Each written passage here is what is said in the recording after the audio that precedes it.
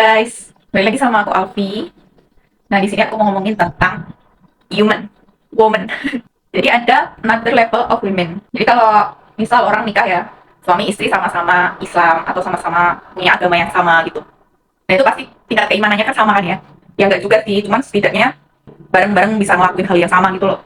Misal kalau sama-sama Islam kan, satu ke masjid juga, yang satunya ikut ke masjid. Bisa kayak ibadah bareng, sholat berjamaah gitu. Terus kalau puasa, bulan puasa, puasa bareng. Terus Idul Fitri, Idul Adha bareng gitu kan ya.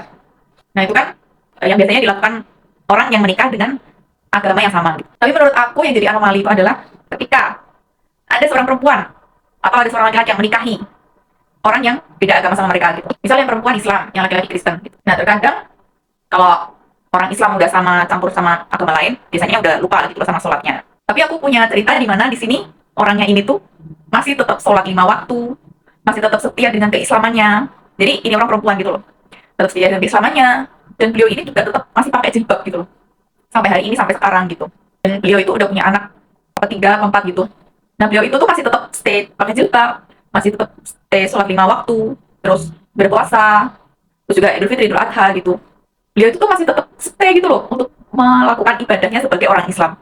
Menurut aku itu another level of humans ya, another level of women gitu ya. Soalnya kan biasanya kalau udah kecampur sama agama lain, yang Islam ini tuh biasanya udah nggak sholat gitu. Soalnya ada cerita yang lain yang ini yang Islam malah yang laki-laki, yang Islamnya yang laki-laki, yang agama lain yang perempuan gitu. Nah yang laki-laki ini udah jarang kita lihat sholat lagi gitu. Meskipun beliau tetap Islam tapi udah nggak pernah sholat lagi. Gitu.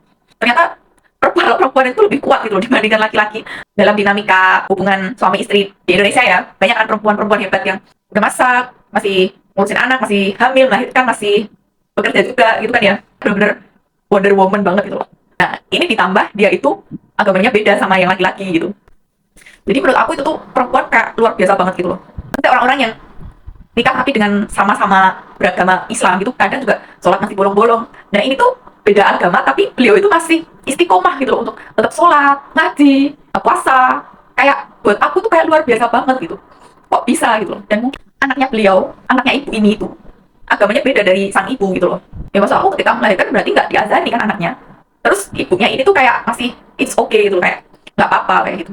Ya tapi meskipun pada akhirnya anaknya tidak memilih agama ibunya, lebih memilih ikut agama bapaknya, tapi sang ibu itu tetap kayak berlapang dada gitu loh, kayak keren banget, luar biasa banget gitu.